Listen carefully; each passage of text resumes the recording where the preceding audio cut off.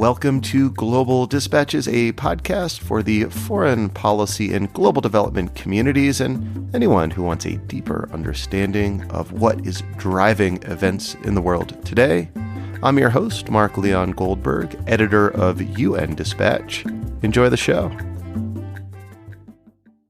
On Monday, January 17th, something took place that was highly unusual in the long history of the conflict in Yemen.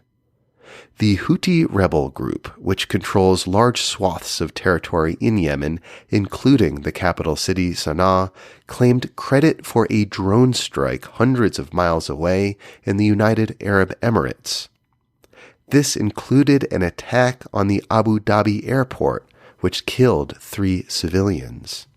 Then something very typical of this conflict occurred. The Saudi-led coalition mounted punishing airstrikes against targets in Sana'a, killing at least 20 people.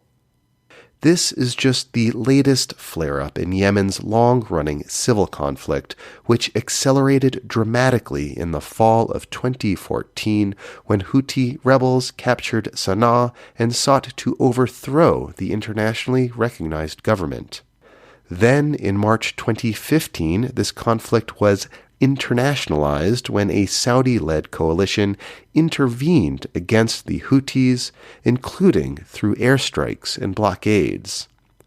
This coalition, which is led by Saudi Arabia, includes the United Arab Emirates and is supported by the United States and the United Kingdom. Since then, the suffering of people in Yemen has been immense. It is one of the most dire humanitarian emergencies in the world and has been for years. I've returned to the crisis in Yemen many times on this podcast. If you want an even deeper dive into conflict dynamics in Yemen, I recommend the episode of this podcast from February 2021. And if you want a deeper dive into what has often been called economic warfare in Yemen, check out our episode from August. For now, I am pleased to have back on the show Scott Paul, the Senior Manager for Humanitarian Policy at Oxfam America. We kick off discussing the attack in Abu Dhabi and latest bombardment of Sana'a before having a broader discussion about the trajectory and impact of this years-long crisis. We recorded our conversation live on Twitter Spaces, and we were supposed to be joined by Scott Paul's colleague in Sana'a, but there were some connection issues. You will hear Scott Paul make reference to his colleague and read a message from him. And just a quick note before we start, ever since I've partnered with Twitter to record my episodes using Twitter Spaces, there has been just an absolute surge in new listeners to this podcast. I want to wish you a very warm welcome. I strongly encourage you to subscribe or follow the show if you're not already. Doing so will alert you of new episodes as they are posted and open up our very deep archives. And as regular listeners know, I do encourage you to reach out to me directly with suggestions of people I should interview or topics I should cover. You can hit me up on Twitter at Mark L. Goldberg or send me an email using the contact button on globaldispatchespodcast.com or the contact button on my Twitter profile. Thank you and welcome. And for my longtime listeners, thanks for sticking with me for so long. All right, now here is my conversation with Scott Paul of Oxfam America. And there's sort of a hierarchy in a way of how Yemen is seen. And at the top of that hierarchy is things that Yemen does to other countries, or things that Yemenis do to other countries, I should say, which is why cross-border attacks from Yemen into neighboring countries are given a huge amount of publicity and attention. The next tier down below that is the experiences of people who live in Sana'a. And, I'm getting messages from my colleague Abdul Wasa, and my heart goes out to him and everyone else in Sana'a who are living in the residential neighborhoods under bombardment. And you don't hear as much about that as you hear about what happens in neighboring states, but you do hear a fair amount. And I think, especially the first couple of years of the crisis, the frequency of airstrikes combined with the presence of diplomats and international media in Sana'a means you heard a fair amount about what was happening in Sana'a. And then the third tier underneath that is the violence and hardship experience and violations experienced by everyone else in Yemen. And I think the first time I went to Aden in 2018 was the first time I really appreciated that, and visited areas south of Taiz where people were displaced and talking about their experience and how neglected and marginalized they felt. And then over the past year, more recently, our experience working in communities in Marib and IDP camps and settlements in Marib, and coming to grips with how little the international community has heard them and recognized both the difficulties they were experiencing in the moment and the fears that they had should the conflict come closer to the town. Now the city, I should say. And so for everyone who's on this call who either thinks about policy or who covers media as a journalist, I think it's just worth bearing that natural bias in mind. Well, thank you, Scott. And frankly, I believe, if I'm to be honest, I'm a reflection of that natural bias. I'm speaking to you now because of the news generated by that attack on the Abu Dhabi airport and the retaliatory airstrikes in Sana'a. So this is like a living example of that bias that you just described. And it's my own learning journey and trajectory also. So I think many of us who work in this space are guilty of it and trying to do better. So regarding this attack, can you just describe what happened? Yeah, well, so Monday, an attack was carried out, allegedly targeting the Abu Dhabi National Oil Company in Abu Dhabi. It killed 3 people, 2 Indian nationals and 1 Pakistani. And the Houthis, or Ansar Allah as they're known in Yemen, have claimed responsibility for the attack. We don't operate, Oxfam doesn't operate in Yemen. I don't have colleagues who work with in the United Arab Emirates. So I'm not in touch with people at the community level in the UAE. I can't, begin to imagine what this means for people who are living and working there. But suffice it to say, it's extremely condemnable. What I can speak to a little bit better is what's happened since then, which is an increase in the frequency of airstrikes, Saudi and Emirati-led coalition airstrikes in Yemen, which have had a really negative impact on many people's lives, including a number of deaths in Sana'a. And so we can only hope that this, along with other fronts in the conflict, de-escalate very, very quickly. So what does this drone strike in UAE claimed by the Houthis, tell you about the trajectory of this conflict right now? Well, maybe one thing to appreciate is over the past few years, the UAE has signaled that it is trying to extract itself from the conflict in Yemen.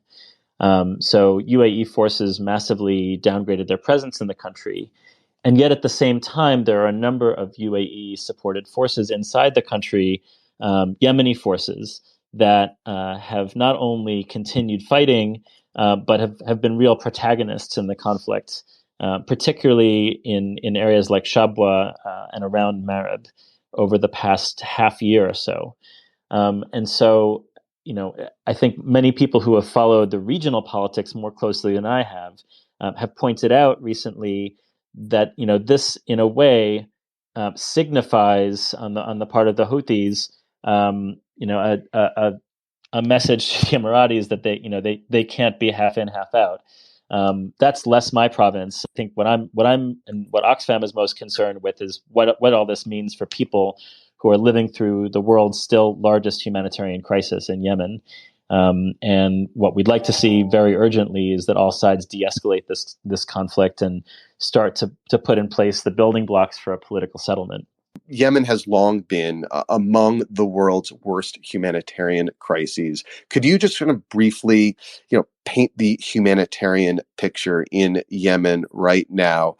Where do things stand? Where are the needs greatest? And how is the sort of humanitarian suffering being felt by people in Yemen right now?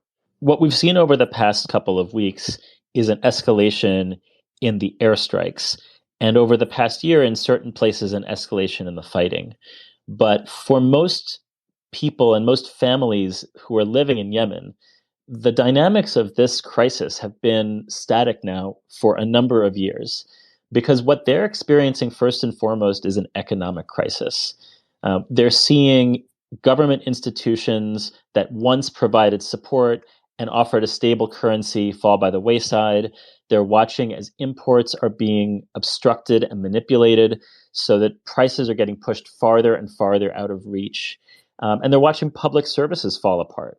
And so, what you have is this really horrible, deadly cocktail of violence combined with high prices, combined with low incomes, and an economic system that's not really equipped to support people. Lise Grande, who was the UN humanitarian coordinator, she was being a bit loose with the term famine because a famine hasn't been declared. But she used a very apt term. She said, "What's happening in Yemen is an income famine." So if we sort of detechnicalize that, what it means is that people aren't earning enough money to pay for the services and goods that they need to survive. That's the ultimate foundation of this crisis right now. So it's not necessarily that food is unavailable; it's that it's out of reach of people. That's exactly right. And I'll just say, Yemen, even before this phase of the conflict began in 2014 and 2015, was the most economically unequal country in the Middle East region. And that is the sort of baseline condition and the foundation that the conflict has taken place on top of. So if you're a wealthy person in Yemen, you are in danger of being affected by conflict. And there are many things that will be problematic for you. But you can afford food. You can afford healthcare. If you walk into a supermarket in Sana'a today, you can find it stocked with any delicacy you can imagine. The people who are really struggling are people who were poor before this phase of the conflict began, and who have become even more deprived of income and purchasing power since. In addition to actual fighting, shooting and bombing that's happening on the ground, layered on top of this crisis in Yemen is, what's been called economic warfare. There are, for example, two competing currencies and two different central banks, and these sides are using, inflation and deflation in order to inflict pain on the other. Could you maybe just kind of briefly sketch what are the sort of tactics being used in this economic warfare by each side to inflict pain on the other? Yeah, Mark, your timing is impeccable. International Thank you. Crisis Group released a report on this just today. I would highly, highly recommend that those of you who are interested read the report in full, because it actually traces the roots of this economic warfare back, into the days of Ali Abdullah Saleh and the revolution that followed. But what's happening today is exactly as you described. You have essentially two competing governing authorities, each trying to profit, each trying to support their legitimacy through patronage networks, and each trying to weaken the other side by hurting the people who live under their jurisdiction economically.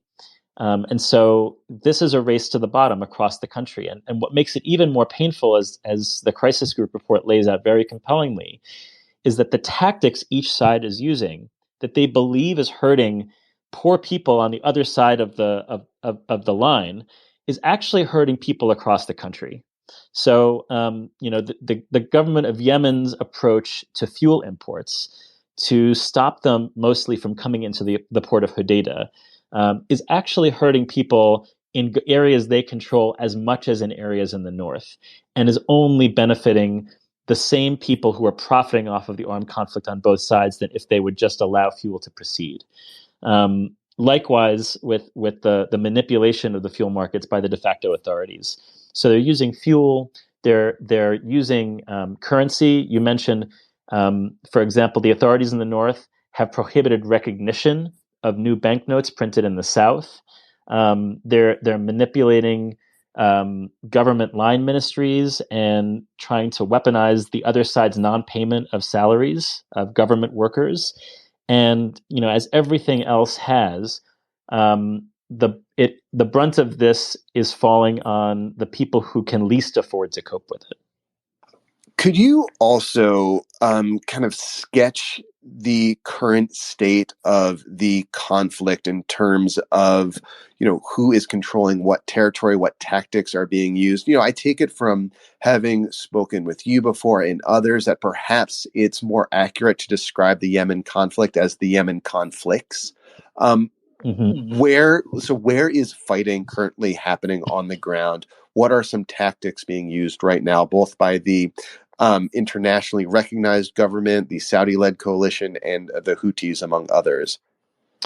Well, I'm going to do a very inadequate job of answering this question It's a big because question. This conflict has been going on for many years now, but if you yeah, could just help summarize for those who are yeah. kind of coming late. Yeah. I think the main point I want to make here, is that in 2015, this conflict was largely viewed by the international community as a conflict between uh, an internationally recognized government that served as a loose proxy for the Saudis and Emiratis, and a sort of Houthi-led uprising that was a loose proxy for Iran.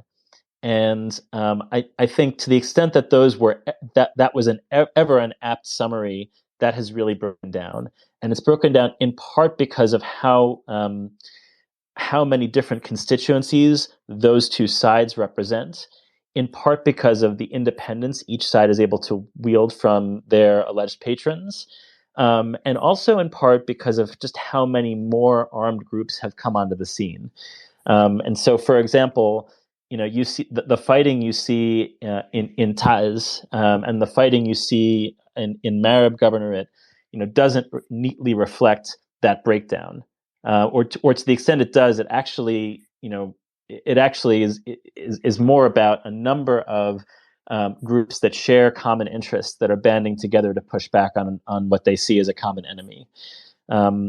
Again, this is because the conflict has been so fragmented, and because the international community doesn't appropriately recognize that fragmentation, the international approach here is actually enabling the blockers to peace that have led both of those two quote unquote sides.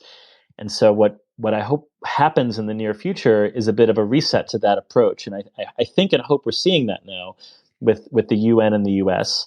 But some of those other actors, and not just armed groups, and especially not armed groups, but civil society actors and youth groups and women's groups that at one point had a place at the negotiating table and were instrumental in determining Yemen's post-revolution course, need to come back into the fray. Drilling down on this idea of the international community's diplomatic approach to Yemen over the years, I think it's fair to say it has been a failure. The fact that this conflict keeps dragging on seems to indicate that the various approaches by the international community, by the United States, by other key players, by the United Nations, have been inadequate so far. How would you describe right now the current state of diplomatic efforts towards Yemen in terms of trying to reduce the conflict? Like, what are we seeing happening right now? Well, at the moment, I think what you're seeing is that diplomatic efforts are in a state of flux. There, I think, has been a really healthy recognition that what was attempted in the past isn't working anymore. And so, I think as much as other people who care deeply about Yemen share my urgency to see talks resume and things moving, I think what's happening now is a bit of stock taking for why that approach has failed. One way I just mentioned it has failed is that it's reduced the talks to two sides, and in so doing, pushed out a lot of the potential peace builders and other people that might have more of an interest in seeing a settlement than some of the more the individuals and constituencies more inclined to try to win on the battlefield. Another, which we've talked about, is the past diplomatic efforts have seen economic issues as marginal to peace, and potentially as disruptive to peace talks, and at most confidence building measures toward peace talks. I think what we're starting to see now, which I hope the crisis group's latest paper continues to move us towards, is a scenario where we see actually that the economy is the heart of the conflict, and we can't move towards a more enduring political settlement without an understanding of how funds are going to be used for the good of people in Yemen. So I think that's the way in which there's a state of flux. I think, though, at the same time, what we've seen in the past couple of weeks also reflects some problematic tendencies of international actors to view Yemen through the prism of its regional neighbors. Oxfam works in Sada, and we help local water authorities ensure that people have water for hand washing, for hygiene, for drinking water. A week ago Tuesday, an airstrike destroyed and severely damaged a lot of that local water system. As a result, there's a public health crisis that's brewing in Sada and in many districts of the city that's not really been recognized. 120,000 people are without any kind of safe water. And so, the international community's tendencies to hone in on condemnable and tragic attacks that take place, like the ones in Abu Dhabi, but not really appreciate how Yemeni people are paying the price, I think is an unfortunate and sad distortion that the international community provides through its lens. I know that you in particular follow U.S. diplomacy towards Yemen. Is there anything significant happening on the U.S. side of things that might nudge the conflict and the crisis in, one direction or another? Like, what's the latest you're hearing in terms of how the Biden administration, how Congress is approaching this crisis? I think the Biden administration is appreciating that within the frameworks of its overall policy, which I think takes for granted that there will be a security relationship with the Saudis and with the Emiratis, that it has limited leverage to affect a positive outcome, and a lot of that is also limited leverage with the Houthis. So, in a way, I think what it's trying to do is resurface some of those neglected issues, help on smaller issues where they can, relating to humanitarian access and humanitarian funding. I think both of which are warmly welcome. But they also know that aid isn't the solution to the crisis. And so I think what I hope they're doing also is, in addition to all of those sort of, small d diplomatic efforts, also getting behind the UN Special Envoy's new approach that brings more actors in and focuses more on these economic issues. I just also wanted to add, I did hear from Abdul Wasa while I've been on this chat, and it's getting late there in Sana'a, and he just asked me to reflect back to everyone just how difficult it is to be a parent living in Sana'a right now, when the children don't want to leave the room because there's no sense of security. With the kids waking up after midnight, they don't want to leave the room. And now everyone, no one's sure where the next airstrike is going to come. And we've seen this play out not just in Sana'a, but and not just with airstrikes, but with violence and different fronts of the war all across the country. Thank you. And again, I'm sorry we could not get Abdullah connected to this conversation. So, Scott, we kicked off this conversation by describing and discussing recent seemingly escalatory actions, both by the Saudi-led coalition and by the Houthis, in terms of recent military engagements, both that attack in Abu Dhabi and also an increased bombardment of neighborhoods in Sana'a. In the coming days or weeks, are there any inflection points that you'll be looking towards that will suggest to you whether or not this escalation will be sustained, or whether or not we may be entering like a new phase of the conflict? What would be looking towards? Well, I don't I don't think this will be a shocker to many people who have followed the country, but in a lot of ways, the most superficial indications of the conflict, are reliable indicators of whether those trends will continue. So if we see more frequent airstrikes by the coalition, particularly in residential neighborhoods, and if we see more cross-border attacks by the Houthis, I think that will give us some indication of what direction the political talks will take and the economic talks will take. Separately from that, or I should say partly separate from that, I do hope, and this goes back to a point we were discussing earlier, that the attention that's being paid to the missile attacks and the airstrikes doesn't detract from the urgency that Yemenis feel and international policymakers feel in resolving some of the economic issues that are really both driving the crisis and are the most tangible symptoms of the crisis for many poor Yemenis. So those are a couple things I'd look to. Well, Scott, thank you so much for your time. Thank you, Mark. Thanks for pulling this together, and thanks to all our listeners and speakers who contributed. All right. Thank you all for listening. Big thank you to Scott Paul. I've known him a long time from my earliest days, just kind of starting my career in DC, and it's great to have him back on the show. And just a quick note, the conversation that you just listened to was very slightly edited. And just note that the spaces that I host live tend to include a good deal of audience participation after I kind of do my one-on-one interviews with the guests.